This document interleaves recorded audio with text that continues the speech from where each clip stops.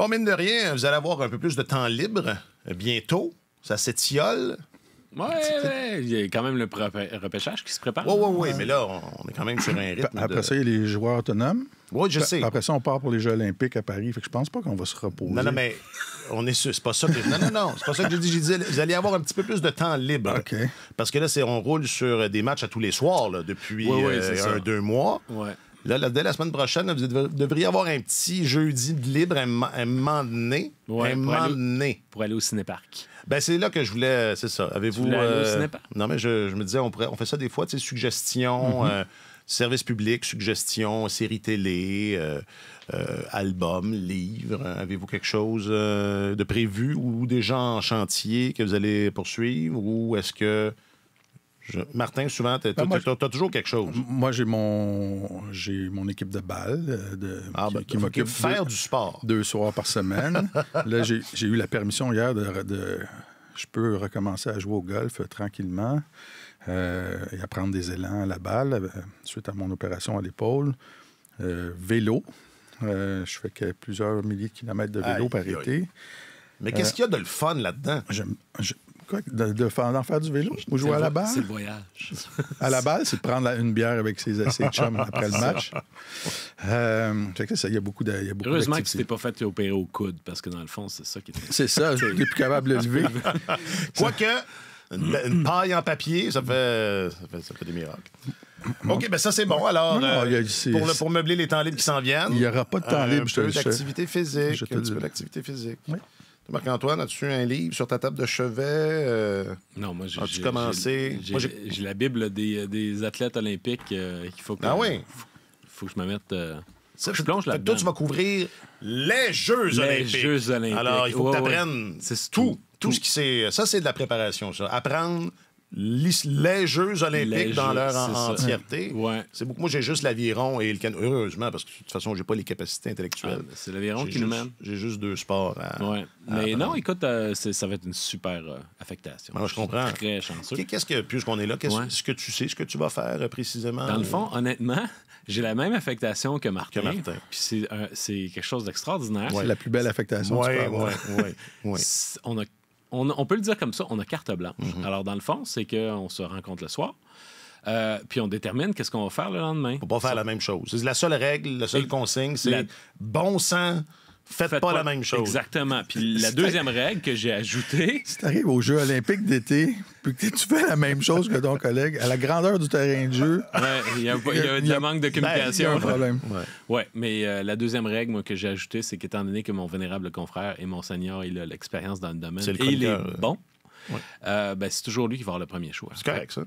Alors, c'est ça. Mais, donc, moi, je suis très, très heureux de me faire envoyer dans la mêlée. Ça va être tes premiers jeux. Ben oui. Ah, oui. Puis, rive gauche, rive droite. Voilà, oui, il y a pire place. Ce qui est incroyable, c'est qu'on habite au même hôtel. Alors, on va pouvoir décider de nos affectations du lendemain sur une terrasse tard le soir en se racontant nos journées. Puis après ça, on va préparer le lendemain. Ce seront des Jeux olympiques incroyables. Parfait. Moi, je vais me lever. Moi, je vais vivre la nuit. Puis, c'est ça. Je verrai pas la lumière du jour. Non, je ne sais pas supposé, mais mes sports, ça commence très tôt en France, ce qui veut dire que ça commence à 3 heures ici. OK. Ça, je n'avais pas pensé à ça quand j'ai manifesté mon intérêt. Mais bon, là, je me plains pas. Moi, de toute façon, une terrasse à 9 h le matin, c'est pas ça qui me... Non, ça t'allume pas. Non, je veux dire, ce n'est pas ça qui m'effraie. OK. C'est qui le gars là, qui est dans le pichet de bière à 9 h? Hey, c'est ma fin de journée. OK, aujourd'hui, ces séries sont pas mal plus que pas pires. Ça se poursuit pour Le Survivant. Et un élément perturbateur sur le marché cet été, c'est tellement hockey, épisode 327.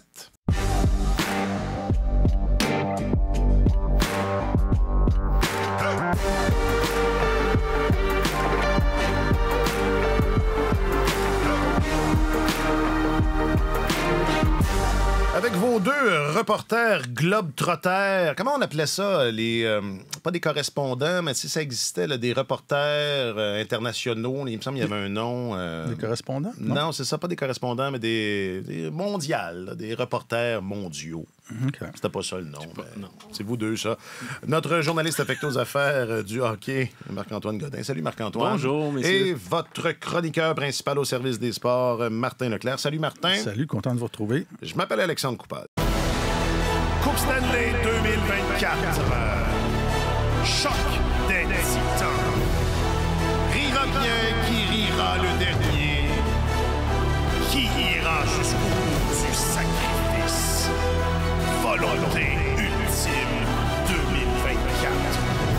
Adversité. Douleur. Barbe. Coupe Stanley 2024. Ils ne sont plus qu'à une victoire de la finale de la Coupe Stanley. J'ai trouvé que cette expression-là est beaucoup utilisée depuis hier soir. On enregistre, au lendemain de la victoire des Panthers dans le match numéro 5 contre les Rangers, ce qui fait qu'ils sont en avance 3-2.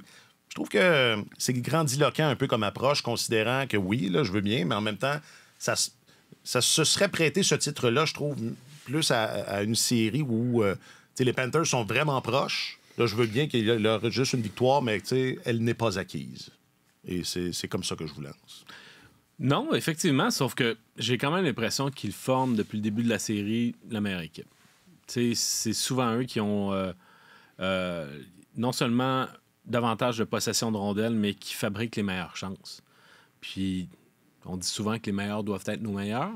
Je trouve qu'il y a certains des meilleurs joueurs des Rangers qui sont tranquilles dans cette série-là. Artemi Panarin, pour ne pas le nommer, tout premier lieu. Ouais. Alors, tandis que du côté de la Floride, je trouve qu'il y a un beau mélange entre les meilleurs joueurs qui sont au rendez-vous puis des employés de soutien qui ressortent au bon moment puis qui ont leur heure de gloire.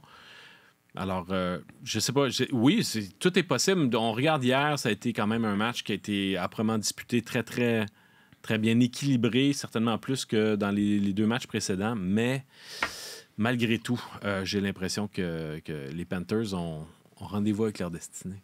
Ah, ça, c'est bon, ça. C'est bon, hein? Ça, à poursuivre, ça non plus, on ne l'a sont jamais plus dit. qu'à une victoire. Ouais, c'est ça. Ouais. Les Panthers ont fait ce long chemin-là la saison dernière et visiblement, ils ont encore faim. Des fois, il y a des équipes qui arrivent la deuxième année après avoir atteint la finale, qui ont perdu des joueurs importants, qui sont arrivés en début de saison. Il y avait encore plusieurs joueurs amochés, en mauvais état, mauvais début de saison. Puis là, ça part tout croche. Eux, ils sont en mission depuis le début. Là. Ils n'ont pas dérogé à ça. C'est une équipe qui est confiante. Et ça a pris un peu de temps avant qu'on voit une tendance lourde s'installer dans la série, mais dans les 3 derniers matchs. Hier, ça a été en possession de rondelles, ça a été mieux partagé, mais les chances de marquer depuis 3 matchs, là, la Floride surpasse largement les Rangers. C'est 54-28 lors des 3 derniers matchs, les chances de marquer. Là, c'est du simple au double. Alors, Shesterkin est très performant et très bon, mais il y a un niveau à un moment donné où il y a des bons joueurs à l'autre côté. Puis ce que Marc-Antoine dit sur les bons joueurs de chaque côté, tu regardes les 4 meilleurs marqueurs de la Floride en saison régulière. Reinhart a 3 buts, Verhaeghe a 3 buts, Tkachuk a marqué 1 but, Barkov juste 1 but, mais... dans cette série-là. Ils sont dans cette série-là. Tkachuk a des chances quand même. Et tu regardes du côté de New York, Panarin n'a pas de but, Zibanejad n'a pas de but, Kreider en a juste un. Alors, il n'y en avait pas avant hier. Si Lafrenière n'était pas là, dans le quatuor d'excellence en saison régulière, ça irait très mal. Là. Fait que t'as les 4 meilleurs marqueurs des Panthers ont marqué 8 buts dans la série à date, puis les Rangers 5, il y en a 4 à Lafrenière. Alors, excuse-moi. Ça, dans les grands moments, il faut que les grands joueurs se lèvent et les Rangers sont étouffés offensivement. Et tout le monde a rappelé que dans le cas de Panarin, notamment, c'est pas la première. C'est ce qui s'était passé l'an dernier aussi là, contre les Devils. Effectivement. Alors, est-ce qu'il fait partie, comme le veut l'adage de Marc Bergevin, de ces joueurs qui t'amènent en série, mais pas de ces joueurs qui te font traverser les séries éliminatoires? Il y en a des 2 types. Je vais reconnaître beaucoup de mérite à Bergevin d'avoir sorti cette formulation-là, parce que c'est vrai. Il y a ces deux genres de joueurs. Panarin est électrisant en saison régulière, mais là, il nous laisse pour l'instant un petit peu sur notre faim. Je le prendrais dans mon équipe, ça le dit, n'importe quand. Mais t'en as besoin, c'est ça que ça dit. C'est ce que l'adage dit. Puis je lui donnerais une autre chance l'année suivante de montrer de quoi il est capable en séries éliminatoires. Mais tu sais, des fois, c'est le plan de match aussi pour parvenir à le contrer. Tu dis, Barkov a seulement un but, mais c'est pas un gagnant du trophée Selke pour rien. Exact. Il fait d'autres choses sur la patinoire. Ouais. Alors, mais cela dit, c'est vrai que dans le noyau... Dans le noyau fort des Rangers, Chris Kreider a marqué son premier but de la série, mais c'est quand même assez fascinant qu'il ait marqué le 6e but des Rangers en infériorité numérique depuis le début de ces séries éliminatoires.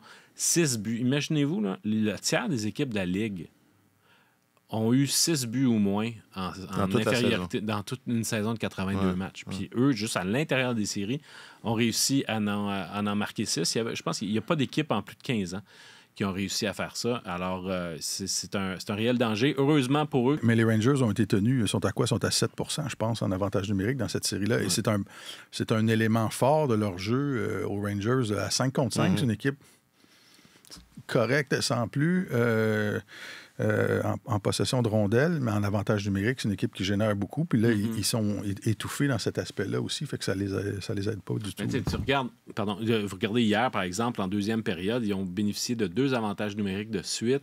C'était l'occasion pour eux de non seulement aller chercher du rythme, du momentum, mais vraiment de se saisir de ce match-là. Puis ça n'a pas été le cas. Là, et puis... non seulement ils n'en ont pas profité, mais tout de suite après, Gustav Forsling est allé marquer un but pour les Panthers. Est-ce que c'était un but du revers? Parce que bon sang qui se marque des buts. Je ne sais pas s'il y a eu un montage de Sportsnet. Il se marque beaucoup. Je pense qu'il se marque plus de buts du revers que du côté droit depuis le début de cette série-là. Est-ce que Igor Shesterkin est le meilleur gardien de ce printemps?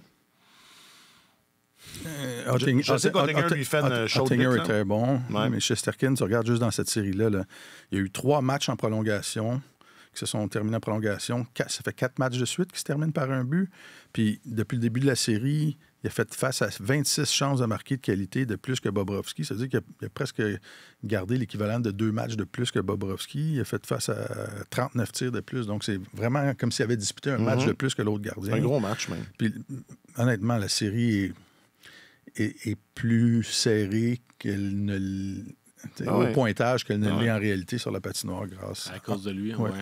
Mais oui, je donnerais l'avantage, par exemple, sur Ottinger. Je trouvais que Ottinger, en tout début de séries éliminatoires, était un petit peu plus lent, un peu moins rassurant. Puis des fois, il y a des soirs où il fait les deux. Extraordinaire. Il y a des soirs où il m'apparaît un petit peu plus vulnérable.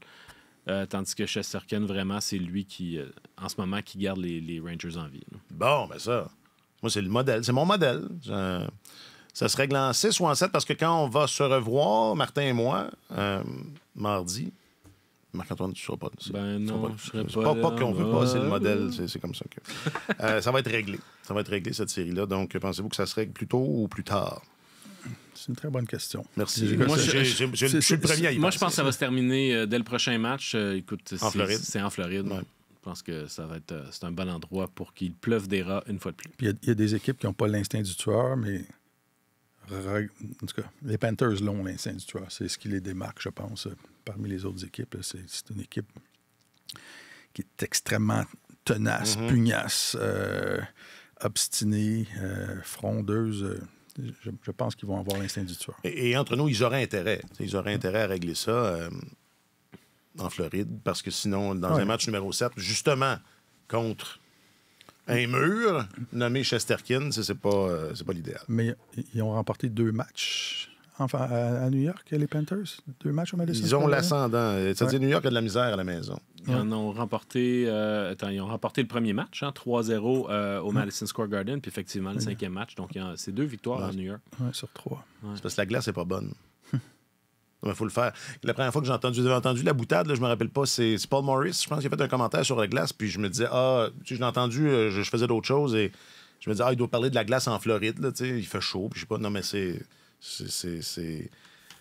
pas une légende, mais je veux dire, le Madison Square Garden, il y a genre un spectacle de cirque en après-midi, puis je sais pas, donc c'est quand même l'amphithéâtre le plus utilisé en Amérique du Nord. C'est ça. Donc, il y avait Centre Bell, pas très loin derrière. Oui, le Centre Bell était dans les 3 ou 4. Mais par contre, la qualité de la glace au Centre Bell... Impeccable. Les joueurs disent que c'est la standard. référence. Ça, c'est Chris Kreider même qui a fait un commentaire. Il avait honte de sa propre... Ah ouais, hein? Il faut le faire. On reçoit. Tu sais, quand tu reçois, puis... T'as honte, là. Ben ouais, c'est ça. Il J'ai- ne reste plus de crudité. Tu te donnes juste des petits œufs saupoudrés de paprika. Là. Personne ne veut ça. C'est gênant. C'est gênant. Bon, de l'autre côté maintenant, c'est égal entre les Oilers et les Stars. Celle-là sera peut-être pas terminée. C'est bon, je suis comme obsédé par le calendrier. Là. J'aimerais ça que les choses coïncident avec nos... Avec nos balados. Mais ça a l'air que tout le monde s'en sac, sauf moi. Celle-là sera peut-être pas terminée.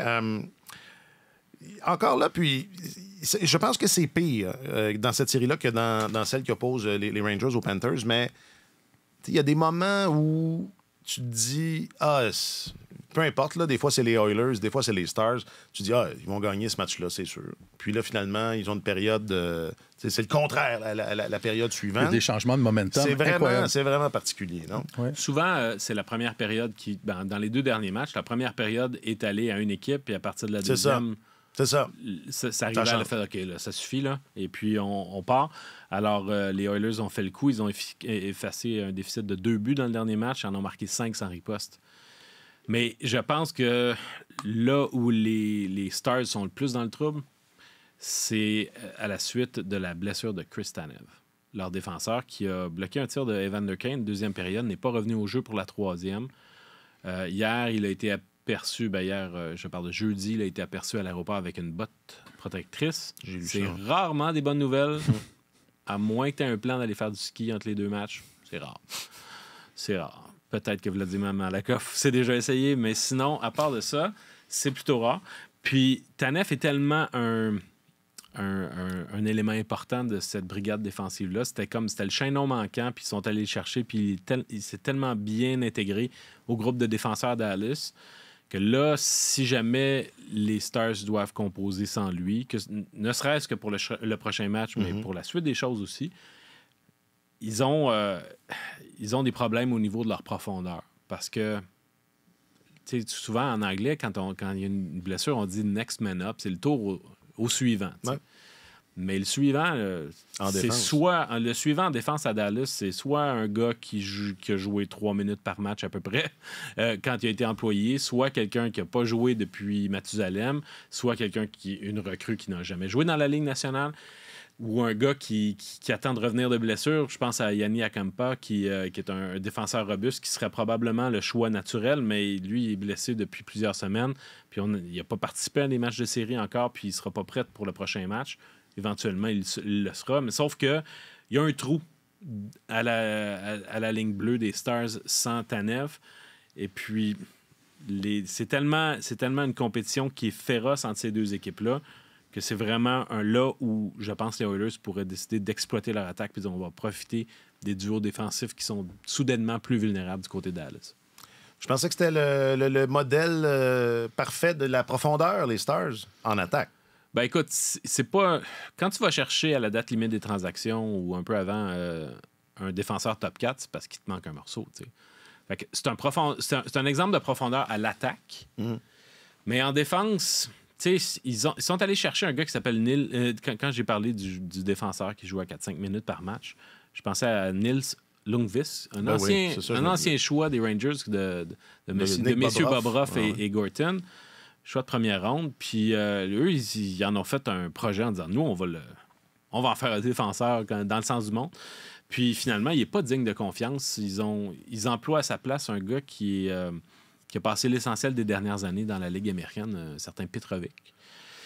Puis, c'est ça, ils ont plusieurs noms, ils ont plusieurs joueurs, mais tu sais, quelqu'un qui peut rentrer tout de suite puis faire la job, ils n'en ont pas beaucoup. Puis les Oilers, d'une certaine manière, en défense, sont aux prises avec le même problème. Heureusement... Ils sont à une blessure. Heureusement, Philippe Broberg a fait le travail qui a été amené dans la mêlée, mais eux autres non plus, là, ils peuvent pas... Tu sais, si Mathias Ekholm se blessait, là... Ça irait mal. bonne chance. Oui, ce serait pas facile. C'est un drame, non, c'est sûr, c'est sûr.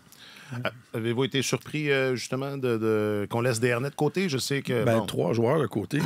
Ouais, mais les deux... C'est rare que tu vas voir un entraîneur arriver à ce point-ci des séries et dire, OK, là, je sors 3 joueurs de mon alignement, je brasse les Je fais cartes. 3 changements. Et tu sais, je sors 2 joueurs qui étaient à l'écart, là, puis je les insère dans mon alignement au sein du deuxième trio. Là, pas, je ne vais pas les faire jouer 3 minutes sur le quatrième trio. Donc, Corey Perry, Ryan McLeod sont arrivés. Ça a donné le premier but des Oilers dans ce match-là.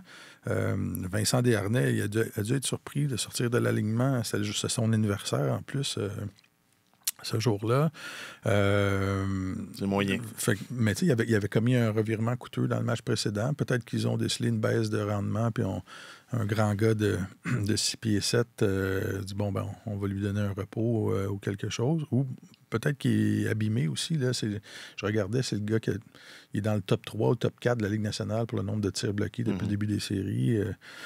Il joue beaucoup en désavantage et tout ça, mais bon, ça a fonctionné et je trouve ça impressionnant qu'un entraîneur qui arrive à sa première saison dans la Ligue nationale, ses premières séries éliminatoires avec une équipe qui est supposée de gagner, n'a pas peur de brasser les cartes comme ça, de faire de gros changements. Là. Puis il l'a fait avec ses gardiens c'est au deuxième tour qu'il l'a fait. Oui, comme Vancouver, il a mis Pickard dans la mêlée pour les matchs 4 et 5, puis il est revenu avec Skinner après. Ouais. Et ça a été salutaire. Pickard l'a bien fait. Skinner s'est reposé. Puis bien repris. Oui, c'est ça. Alors, intéressant. Puis dans cette série-là, donc, toujours, on en parlait tantôt, aucune équipe a marqué encore en avantage numérique. Et j'ai hâte de voir s'il va y avoir un clin d'œil du destin, si le premier but en avantage numérique ne sera pas le but qui va être, décisif. Mais à un moment donné, les vannes vont s'ouvrir. Là, je ne peux pas croire que personne ne va marquer en avantage numérique durant toute cette série-là. Non, mais d'un point de vue statistique, c'est ça tient pas. Avec la qualité des joueurs. Ben oui, en plus. Mais Chris Knoblauch est vraiment impressionnant.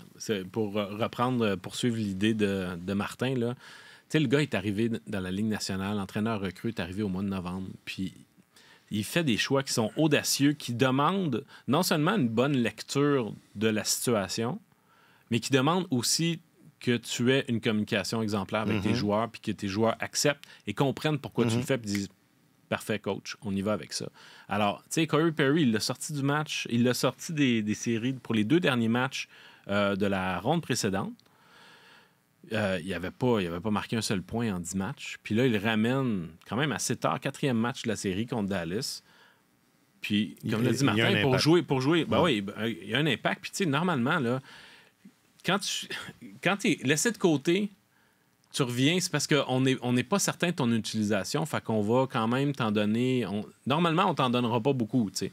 Mais te mettre à l'aile de Draisaitl, c'est assez épatant. Corey Perry a quand même joué 13 minutes 20. Ryan McLeod aussi, de l'autre côté, 16 minutes. Pour des gars qui ont été laissés de côté. Puis, tu sais, quand McLeod a été laissé de côté, il a été remplacé par Adam Henry. Puis, Henry qui a marqué un but. Fait que, tu sais, on dirait que tout sourit à Knoblauch dans ces changements-là. Puis, c'est un facteur important dans les succès des Oilers, à mon sens. Je ne sais pas si Perry n'était pas en train de se faire attraper par son âge un peu. Là, je sais qu'il était une bonne période sans jouer cette saison en cause de ce qui est arrivé à Chicago. Mais je me souviens, quand j'ai fait la biographie à Daniel Brière, il me racontait que sa dernière saison avec Colorado, il y avait des baisses de rendement à un moment donné. Là, puis c'est un gars qui était en forme, Daniel, et tout ça. Mais puis là, Patrick Roy le rencontrait, il disait là, écoute, les standards ont baissé, là, ta qualité de jeu a baissé. On va te sortir de l'alignement pour un petit bout. Va au gym, redonne-toi un boost, puis on va Puis là, ils ont fait ça à quelques reprises, puis ça fonctionnait. Quand il revenait, il redevenait performant. Alors peut-être que Perry, en étant mis de côté un peu, le gym, prendre soin de son corps, tout ça, puis revenir, puis atteindre un niveau... c'est quand même plus... non, ce n'est plus un poulet. Un poulet, non. Ni du printemps, ni de l'automne. Puis c'est un joueur extrêmement intelligent... Il sait comment jouer au hockey, il n'est pas aussi rapide qu'avant et tout ça, mais peut-être que ça a été salutaire, cette pause. Mais moi, du temps qu'il jouait pour le Canadien... Ah, enfin, un mot sur le Canadien, ça fait du bien. Ouf, je respire. Moi, je trouvais qu'en saison régulière, On va dire, Jack, t'as ta manchette, là, on a parlé du Canadien. C'est le titre. Corey Perry a déjà joué pour le Canadien. Phew! Phew, une chance. Moi, je me rappelle, en saison régulière, je me disais, bon sang, Perry, malheureusement, le temps l'a rattrapé. Ce n'est plus un poulet du printemps. Et il avait connu des séries exceptionnelles. Quand le Lightning l'a signé pour 2 ans, je me disais, jamais il va se rendre jusqu'au bout de ce contrat-là. Et quoi, on est déjà 2 ans, non, 3 ans plus tard que de la signature de ce contrat-là. Hier a eu un impact dans la victoire pas hier, mais dans le dernier match des Oilers, a eu un impact dans la victoire. Puis la circonstance était bonne aussi pour l'insérer parce que il ne faut pas se le cacher, c'était un match crucial pour les Oilers. Là. S'ils perdaient ce match-là, ils se retrouvaient à 1-3 dans la série. Fait que d'insérer dans l'alignement un gars qui a vécu, qui a beaucoup de vécu, qui a de l'expérience, qui est calme, ça peut être positif pour le reste du groupe. Là. Juste un mot sur l'évidence. L'évidence, c'est comment dire, on ne gagnera pas de prix de clairvoyance. Je ne gagnerai pas de prix de clairvoyance avec cette entrée en matière-là, mais vous me direz, tu n'en gagneras probablement jamais. Mais... Moi, je savais pas qu'il y avait des prix de clairvoyance. Là, les gars, c'est niveau courant. Tu me l'apprends. J'ai entendu parler d'un Jules Fournier, mais bon, en tout cas, c'est un autre. Vous disiez tantôt, il faut que tes meilleurs soient les meilleurs. Bon sang que Leon Draisaitl est un joueur. Machine. C'est une machine. Et évidemment que quand tu joues avec dans la même équipe que Connor Bedard, pas Connor Bedard, mais Connor McDavid, tu vas. Il y a moins de lumière, mais c'est fou. C'est fou. Je trouve qu'il réussit à forcer la lumière vers lui. Tu sais,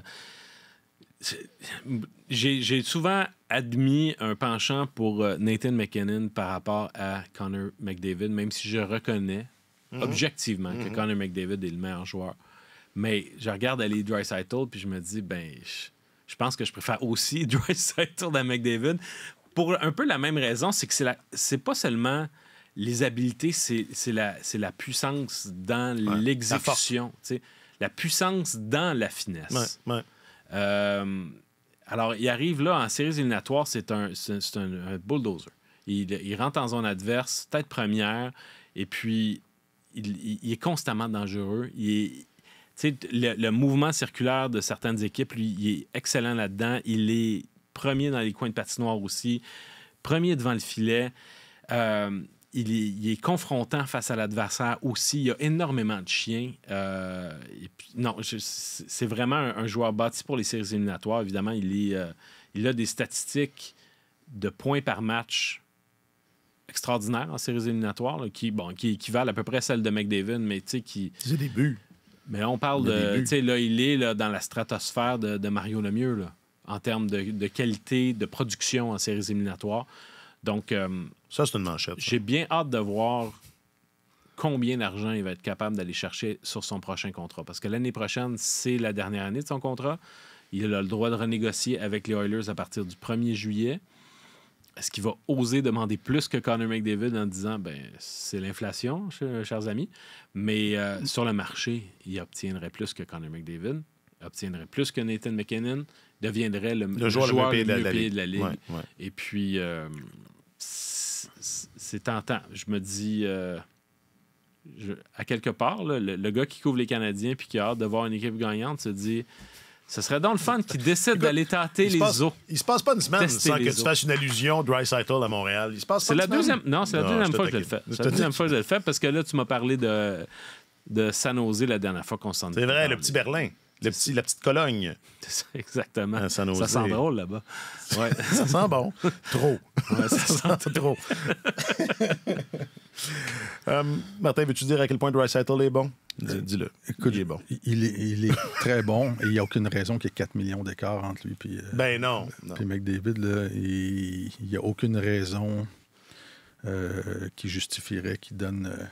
qui accorde un rabais aux Oilers. Il faut qu'ils obtiennent la pleine valeur pour son talent. Et si ça se fait pas là, ben ça se fera ailleurs. Ben, j'imagine que les Oilers le savent. Là. Je pense pas qu'il y a personne à Edmonton qui pense... Non, il faudrait que les deux gagnent la même chose là, pour que tout le monde soit content. C'est sûr. Sauf que l'écart, ce qui va gagner en plus va être davantage même que le plafond salarial, l'augmentation du plafond salarial. Fait que ce qui fait en sorte que tu vas avoir deux joueurs qui vont prendre à eux deux une portion encore plus grande du pourcentage de l'enveloppe salariale. Puis ça, c'est problématique. Je pense que c'est un beau problème à avoir quand tu as deux joueurs de cette qualité-là. Maintenant, je pense que ce que Draisaitl veut, les Oilers, je pense, vont lui donner. Ça reste à savoir si lui va vouloir rester là ou essayer autre chose. Et je pense que la question de l'efficacité de ce modèle-là aussi se pose. Tu dis que c'est un beau problème, mais c'est ça. C'est un problème. Ben, c'est parce que tu aimes mieux les avoir dans ton équipe que pas les avoir dans ce sens-là. Là, je pense que c'est assez... Bon. Donc ça ne sera pas réglé mardi prochain. Ou enfin, est-ce que ce sera réglé mardi prochain? Ça se pourrait. Le contrat de Draisaitl? Non. Non, mais ça serait une bonne affaire. Ouais. Ça serait une bonne affaire. Non, mais je veux dire, on s'en va en 7 là aussi. J'aime ça comme si vous mettiez à jour. Cette série-là a des bonnes chances d'aller en 7, honnêtement. Avec les changements de momentum qu'on voit, avec le talent des deux côtés. Ouais. C'est tellement bien équilibré. Ils ne sont pas piqués des verres de l'autre côté non plus. Là.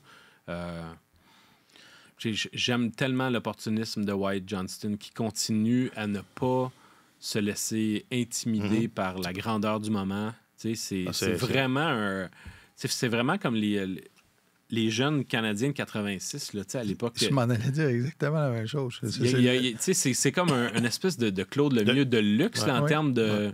C'est la candeur des débutants. Oui, absolument. Mais sauf que c'est un vrai attaquant top 6 de premier niveau. Puis le retour, évidemment, de Roope Hintz a fait grand bien à l'attaque des Stars. Il est souvent blessé, mais s'il était tout le temps dans l'alignement des Stars, je pense que année après année, on fera en sorte qu'il y aurait davantage de publicité autour de ce joueur-là. Malheureusement, il joue dans l'Ouest, il joue dans un marché qui est pas toujours en vitrine partout à la grandeur de la Ligue. Et puis, il manque sa part de match. Donc, c'est des facteurs qui jouent contre lui, mais c'est un excellent joueur de hockey. Ça va se régler en prolongation dans le 7e match sur un but en avantage numérique. Le premier but en avantage. Ça serait bon, ça.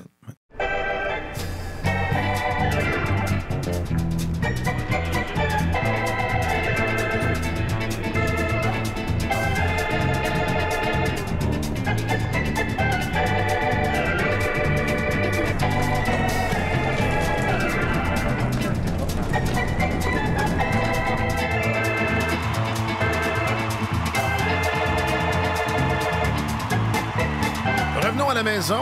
Un peu d'actualité dans l'organisation du Canadien de Montréal. La grande organisation, parce qu'il s'agit du nouveau contrat de Jean-François Houle, que j'ai appelé le survivant. C'est à lui que je faisais référence dans mon ouverture. Parce qu'ils ne sont pas beaucoup de survivants au régime de Marc Bergevin. Il y a lui, mais sinon, John Sedgwick, peut-être? Oui, absolument. John Sedgwick. Donc, la pointe. Oui, dans le fond, il y en a quelques-uns. Il y en a quelques-uns. Non, il y en a plein. Les adjoints de Martin Saint-Louis. T'as raison. Certains adjoints de Jean-François Houle aussi. Il y a plus de survivants. Mais oui. Finalement, il y a juste Marc qui est parti. Tout le monde est resté. Paul Wilson et Bergevin. Toutes les autres.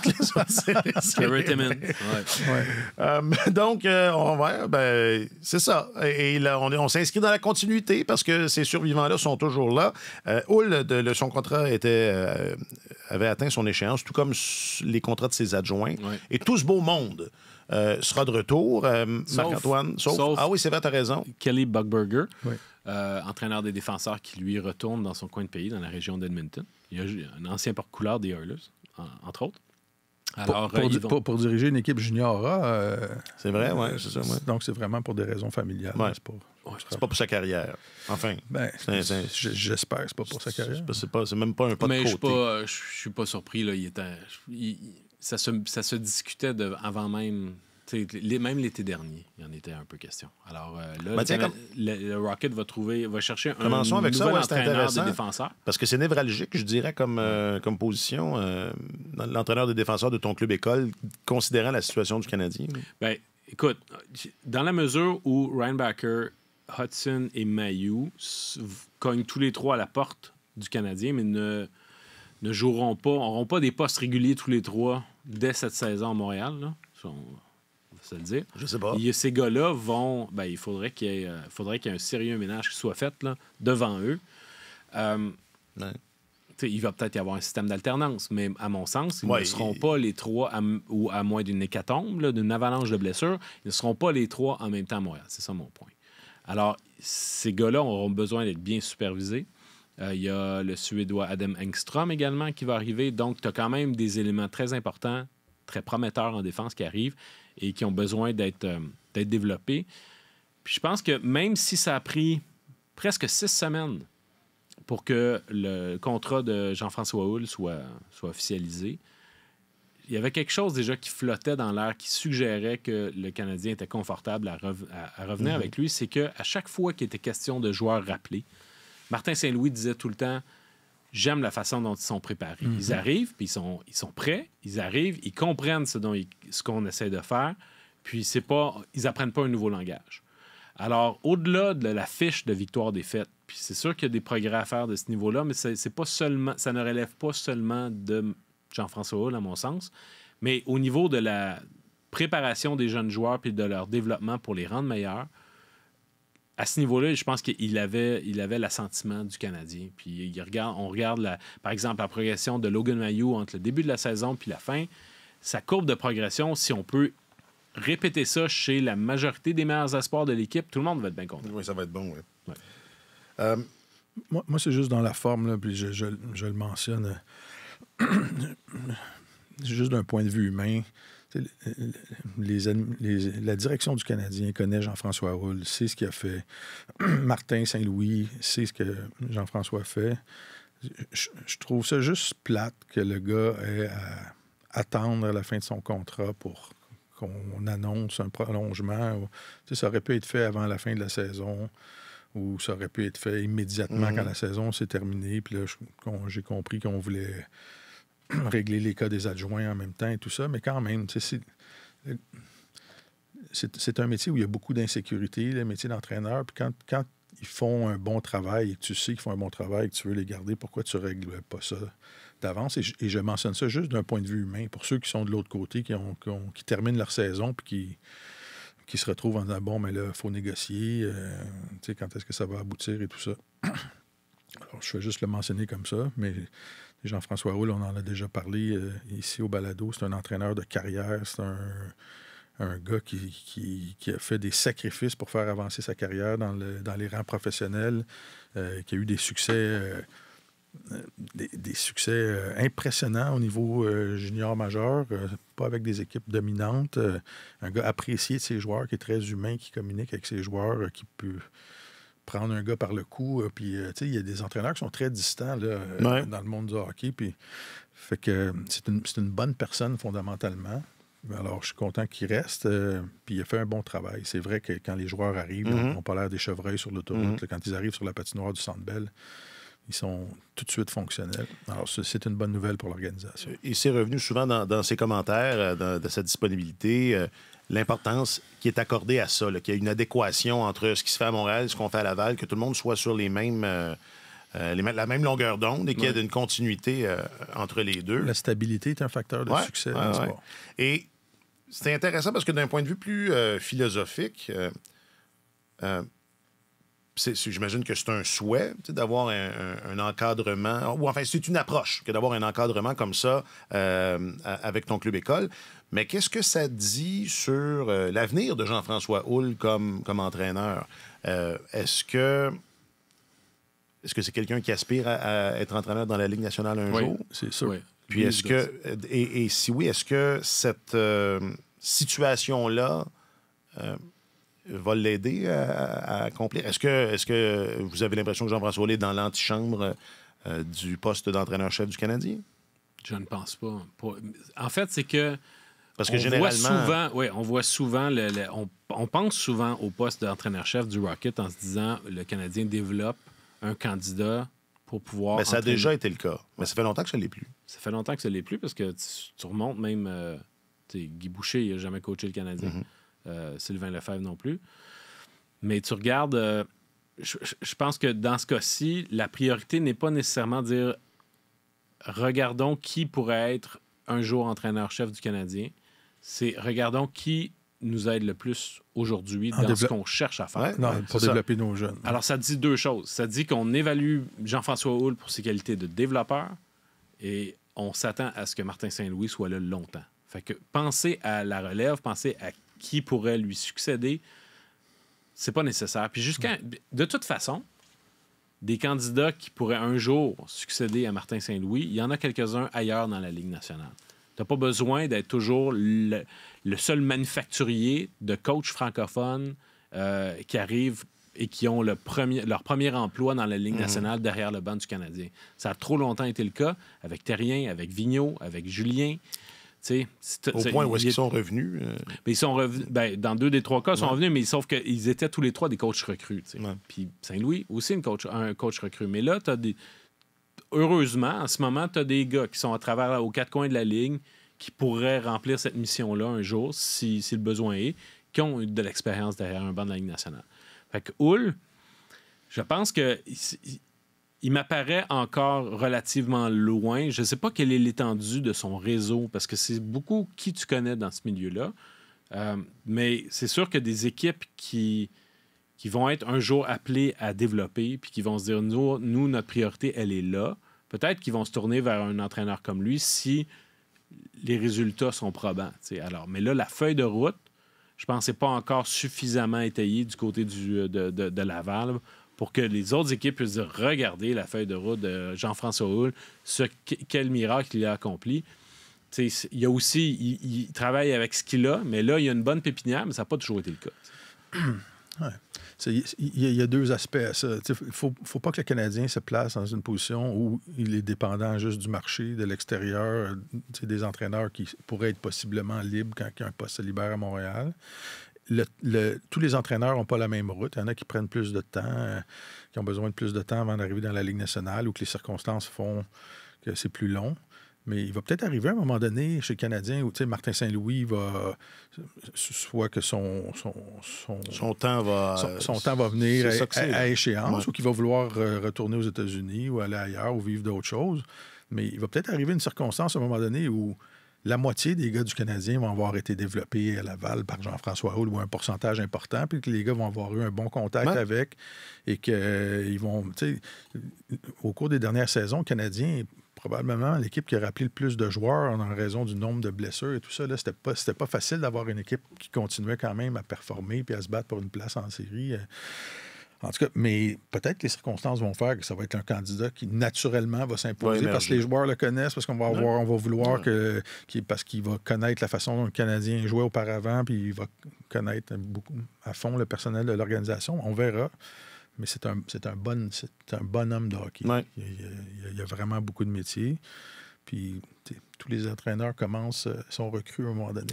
Non, mais c'est pour ça que je pose la question, parce que il me semble, en ce moment, aujourd'hui, cantonné dans un rôle de développeur, ce qui apparaît pas comme la voie rapide pour accéder à la Ligue nationale de hockey. Disons ça comme ça. On pourrait dire qu'il ne semble pas être une voie pour mais comme Martin Saint-Louis aussi, on s'entend, il est un développeur aussi, Martin Saint-Louis. Mais là, Martin Saint-Louis, c'est un cas...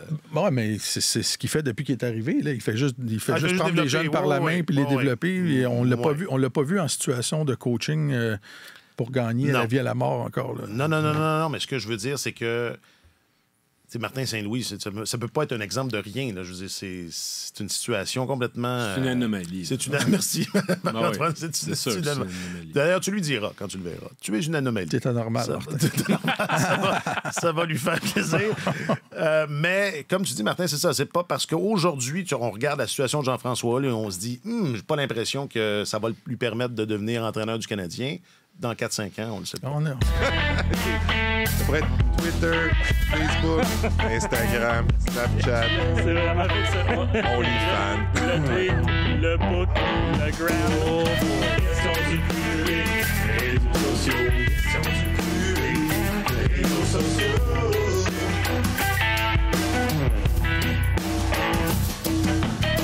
Questions du public, réseaux sociaux. On vous a demandé via les réseaux sociaux de Radio-Canada Sport et on va faire changement. Habituellement, je défile plusieurs réponses, puis on prend le pouls, mais il y en avait une réponse à cette question que j'ai pas nommée encore, qui m'a inspiré un sujet. Donc, on va aller à l'essentiel. Alors, on vous demandait repêchage, échange, joueur autonome, quelle équipe sera la plus active cet été? Et comme Jean-Simon l'a fait, comme Richard l'a fait sur Facebook, en les appelant le Yeti, les Mammouths, non, les Coco Bongo, enfin, il faisait référence à l'équipe de l'Utah. On se disait que cette année, un peu comme quand il y a une expansion, c'est des situations exceptionnelles, une nouvelle équipe qui s'amène et tout, dans le contexte du déménagement des Coyotes, on se retrouve avec d'abord un changement d'attitude. Hein. Je pense pas que si vous voulez domper le contrat de Shea Weber, je pense pas que ça va intéresser les Mammouths, alors qu'avant, vous appeliez directement Bill Armstrong. Là, je pense que Bill, il va arrêter de prendre ces appels-là. Oui, il n'est plus là. Il y a un changement de philosophie qui est accompagné, qui n'est pas seulement idéologique, qui est accompagné d'une marge de manœuvre salariale, j'allais dire sans précédent. Ça n'arrive pas souvent qu'une équipe, soudainement, d'une saison à l'autre, se retrouve avec presque la moitié c'est quoi, on parle d'un peu plus de 40 millions qui seraient disponibles. 43. Ils ont des postes à combler, évidemment, mais ça n'a pas de commune mesure là, avec la situation des autres. Alors, non seulement ils ont cet espace-là, mais ils ont un nouveau proprio qui va sûrement encourager son DG à faire un petit splash, là, histoire qu'on commence cette nouvelle aventure-là, avec un peu d'enthousiasme. Pensez-vous que ça va être un effet perturbateur sur l'ensemble de l'entre-saison? Il suffirait d'une surenchère pour un joueur autonome pour que ça ait un effet domino, soit sur le marché des transactions.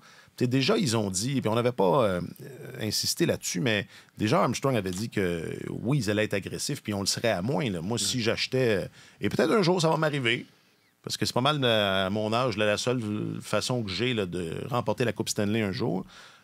C'est d'avoir ta propre équipe, d'être propriétaire. J'aime ton emballement. Comment dire, OK, mais je te laisse, reformuler ta question référendaire. Là, mais ce que j'allais dire, c'est que si j'étais à la place de Ryan Smith, je dirais « Let's go, mon vieux, là. Démarrons ça sur les chapeaux de roue. » Donc, voilà. Il y a beaucoup de choses dans ta question. Je sais, puis j'espère qu'on va en enlever là, un peu. Ils ont une marge de manœuvre considérable.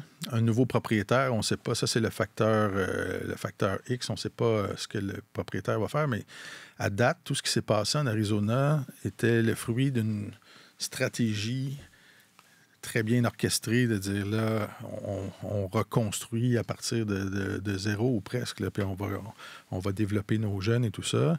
Et habituellement, quand tu suis ce genre de stratégie-là, si tu as des pièces manquantes à la fin, c'est à ce moment-là, quand tu arrives aux dernières pièces du puzzle, là, que là, tu dis, OK, on va payer pour aller chercher ça parce qu'on les a pas, mais on a placé le cadre pour avoir du succès longtemps. Alors, si tu es trop agressif trop vite sur le marché, tu peux t'attacher les mains et ça peut débouler vite parce que les jeunes que tu as, si tu vas sur le marché, tu donnes généralement, si tu vas chercher des très bons joueurs, tu donnes des contrats assez longs. Là, tu as tes jeunes qui arrivent en conflit avec ça. Fait que ça perturbe un peu.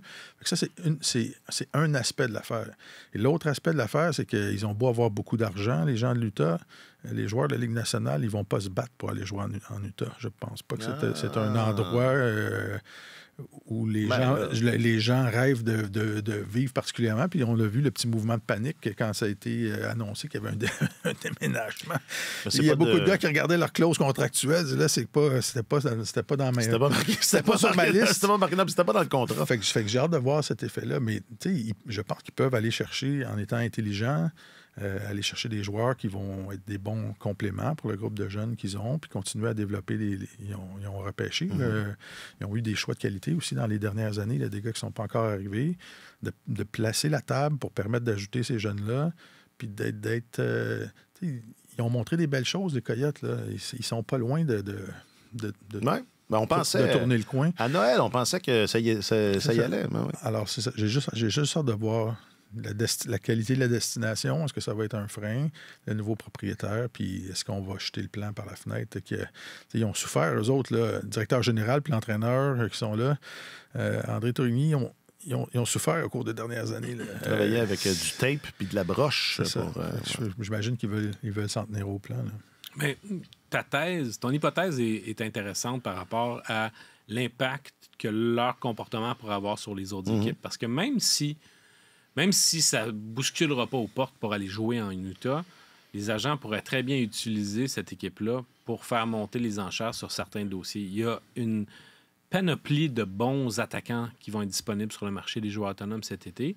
Si eux disent, on a les moyens de se mettre le nez dans certains des dossiers les plus intéressants, les joueurs les plus productifs, on pourrait très bien utiliser l'Utah pour faire monter les enchères et dire, mais là, il y a telle autre équipe qui m'offre un peu plus.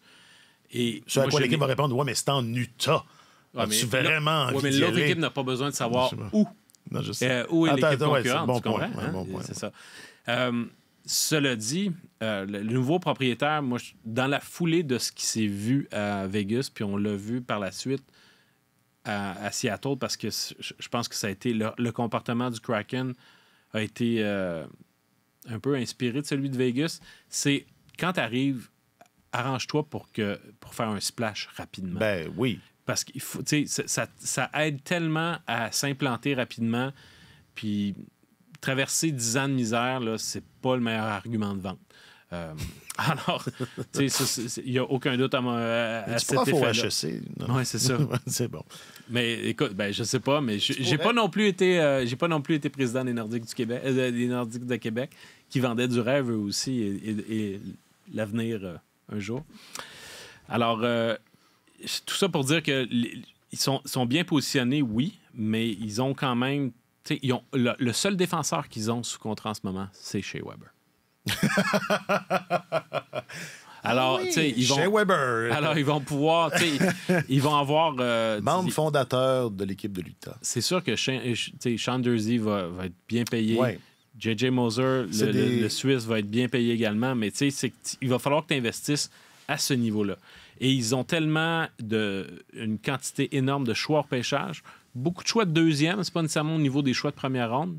Je pense que là-dessus, quand on pense à une équipe qui reconstruit, qui dit on va reconstruire par le repêchage, je suis un petit peu déçu de voir qu'en fin de compte, après toutes ces années-là de démarches, puis on achète à bas prix, excusez-moi l'expression, on pimpe et on revend à la date limite des transactions. Toutes ces manœuvres-là ont fait en sorte que finalement, l'Arizona n'est pas riche en choix de première ronde. Son pactole est en deuxième ronde. Ils ont beaucoup d'actifs de ce côté-là. Peut-être qu'ils vont les utiliser aussi pour de l'aide immédiate, mais ils sont vraiment dans une belle position pour pouvoir faire un saut énorme au classement dès la saison prochaine. Puis, Marc-Antoine mentionnait quelque chose d'intéressant, c'est qu'il y a beaucoup de joueurs sur le marché. Les agents essayaient de prévoir à quel moment le plafond allait être dégelé, où il allait avoir une hausse, où on allait pouvoir... C'était pas un marché à l'avantage des joueurs au cours des dernières années, mais la bonne vieille loi de l'offre et la demande. Prenons une situation théorique où tous les joueurs de la Ligue nationale deviendraient autonomes à la fin d'une saison. C'est pas à l'avantage des joueurs. Plus il y a de joueurs sur le marché, parce que l'offre et la demande,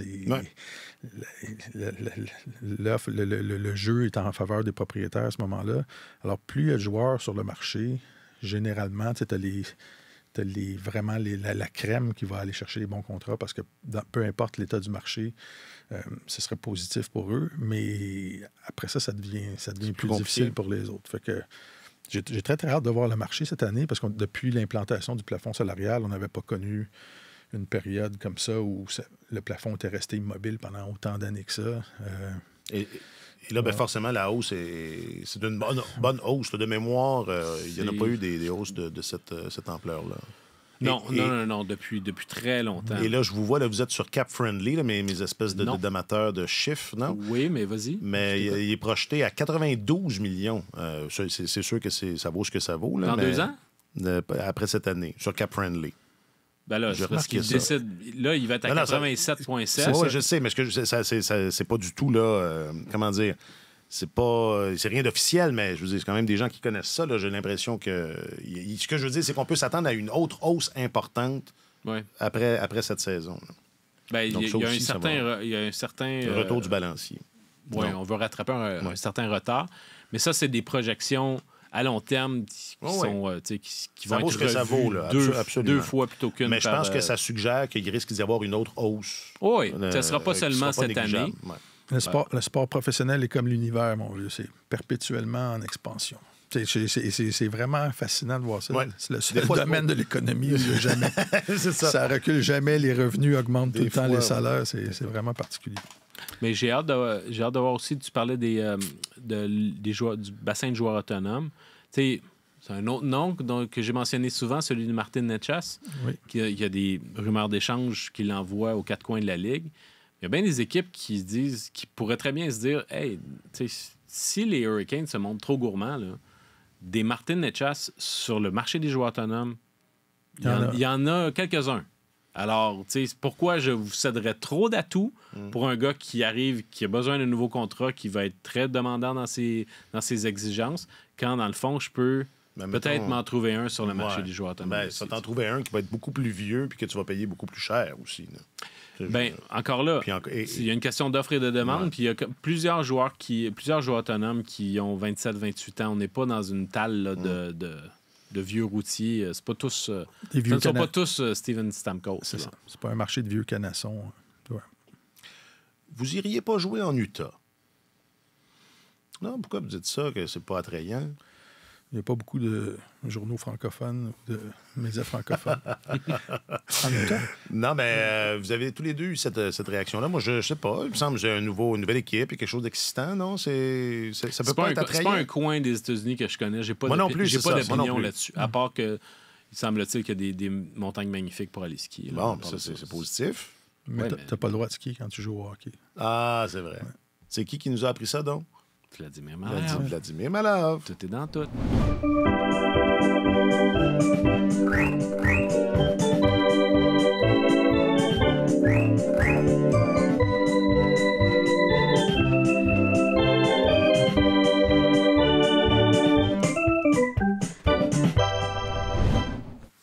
Bon, je vis un dilemme. On va conclure, mais on peut quand même prendre quelques minutes. Confie-toi. Tu as chroniqué, Martin, sur le traitement médiatique d'une bataille assez violente dans un match de la Coupe Memorial. C'était entre London et Moose Jaw. Puis moi, donc avant qu'on enregistre, je dis, bah, je suis tanné de parler de ça. Les gars, ils se tapent dessus. Puis là, je sais que c'est des mineurs, c'est pire et tout, mais puis comme au Québec, on a réglé un peu ça, ça va un peu mieux. Puis moi, je trouve qu'on prêche à des gens que ça les intéresse pas. Puis quand je dis des gens, je parle les gens qui pourraient prendre des décisions pour que ça change. Fait que tu m'as dit, alors on n'en parle plus. Et ça m'a ébranlé. OK. Parce que tu as raison. C'est peut-être pas une raison pour plus en parler. Non, écoute, moi, c'est juste... On s'entend, on en parle souvent de la violence au hockey, dans la culture du hockey. On a parlé au cours de la dernière année, les initiations, les agressions. On a parlé beaucoup du viol collectif à Hockey Canada. Il y a une culture autour de ça. Puis moi, j'ai sursauté au cours des derniers jours en voyant que, bon, le cas des bagarres au hockey junior n'est pas réglé. La Ligue de hockey junior majeure du Québec a aboli les bagarres, donc aboli dans le sens où des joueurs qui se battent sont expulsés du match. Donc, tu ne continues pas à jouer ton match. Et c'était un grand progrès. Et c'est parce qu'il y a des gens qui en ont parlé à répétition pendant 40 ans que ça finit par arriver. Mais ce qui m'a fait bondir cette semaine, c'est de voir que le réseau TSN... avait un système de prévu. Quand il y a une bagarre qui a éclaté entre deux joueurs, un joueur de London et de Moose Jaw, c'est qu'il y a un caméraman vêtu d'une combinaison blanche pour se confondre avec la patinoire, qui est sauté sur la patinoire pour filmer la bagarre de plus près. Donc, c'est de l'exploitation encore plus poussée de cette violence-là, de bagarre entre deux jeunes qui sont payés 70 $ par semaine pour jouer au hockey, et je faisais juste regarder ça pour me dire, on est en 2024, vraiment, puis on est encore là. Puis je me souviens, quand j'étais enfant, J'avais un proche de ma famille qui était photographe de presse, avec qui j'ai été collègue au Journal de Montréal, André Villot. Puis j'ai travaillé au Journal de Montréal avec Toto Gingras, puis Normand Jolicoeur, puis André Villot, puis tous ces photographes-là qui couvraient le Canadien dans les années 70. Et eux, quand il y avait une bagarre générale ou des grosses bagarres, ils sautaient sur la patinoire au Forum, là, il y a 50 ans. Des photographes. Puis ils se promenaient parmi les joueurs sur la patinoire, puis ils s'approchaient, puis ils prenaient les meilleurs clichés possibles. Puis à un moment donné, les policiers du Forum, là, les gardiens de sécurité arrivaient, puis ils les prenaient par le bras. Puis, OK, on sort de la patinoire. Mais et puis là, je me disais, on est retourné 50 ans en arrière. Je ne peux pas croire qu'avec ce qu'on sait sur les dommages au cerveau, avec les effets des coups à la tête, avec le mouvement qui se fait dans le hockey. On est le dernier bastion dans le monde où on laisse nos joueurs se battre en jouant au hockey. Je ne pouvais pas croire qu'en plus, médiatiquement, on poussait la note et que la Ligue permettait ça, qu'on fasse sauter des caméramans sur la patinoire pour filmer ça de plus près. C'est le bout qui est hypocrite. Ouais. Je trouve la décision, le geste de TSN d'envoyer un caméraman sur la glace.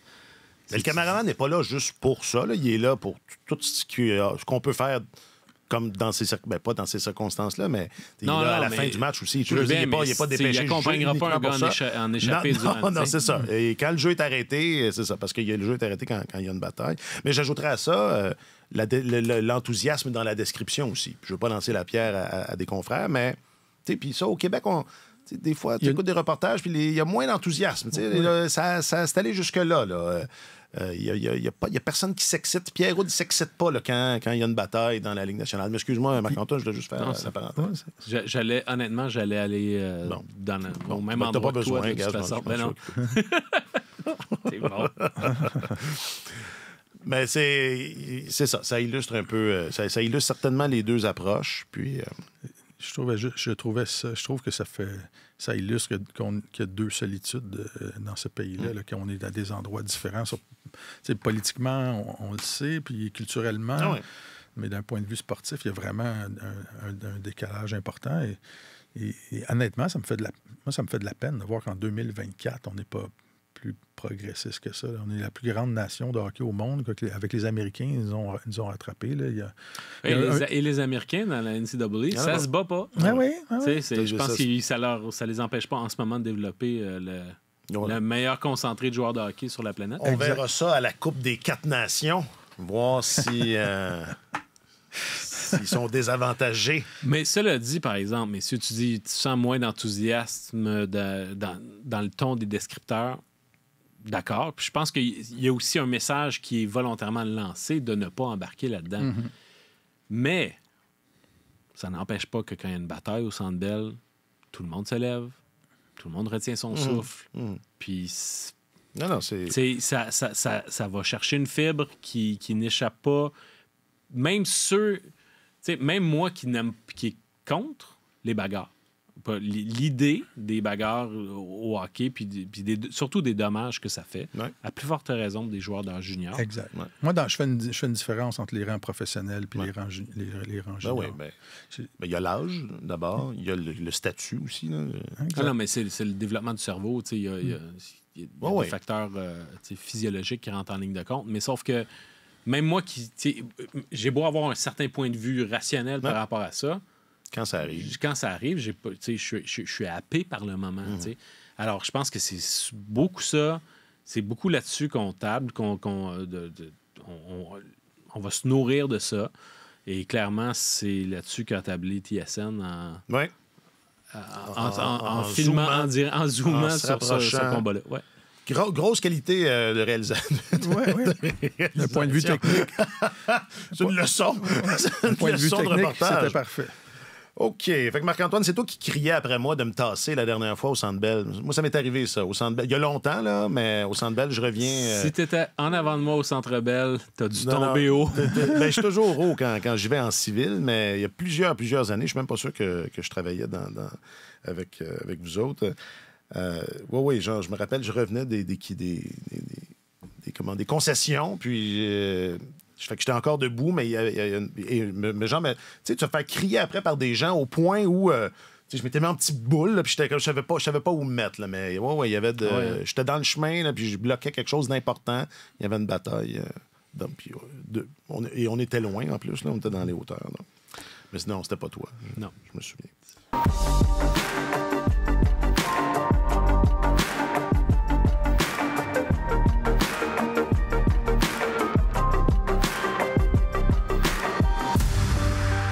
Bon, ben c'est bien. Il faudrait qu'on en parle en anglais. C'est ça, je pense, l'affaire. Peut-être. So, Martin, what do you think about...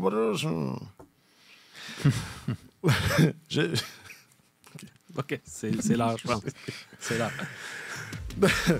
Marc-Antoine Godin, tu es notre journaliste affecté aux affaires du hockey. Un grand merci. Un plaisir. Je suis toujours heureux d'être là. Martin, ouais, ben, on s'amuse quand même. Martin Leclerc, tu es notre chroniqueur principal au service des sports. Merci infiniment. Toujours un plaisir et un grand bonheur. Jacques-Alexis Bernardin est le réalisateur de Tellement Hockey. Merci, Jacques-Alexis. Je m'appelle Alexandre Paul. Passez un bon week-end. Sur tous les terrains et sur tous vos appareils, Radio-Canada Sport.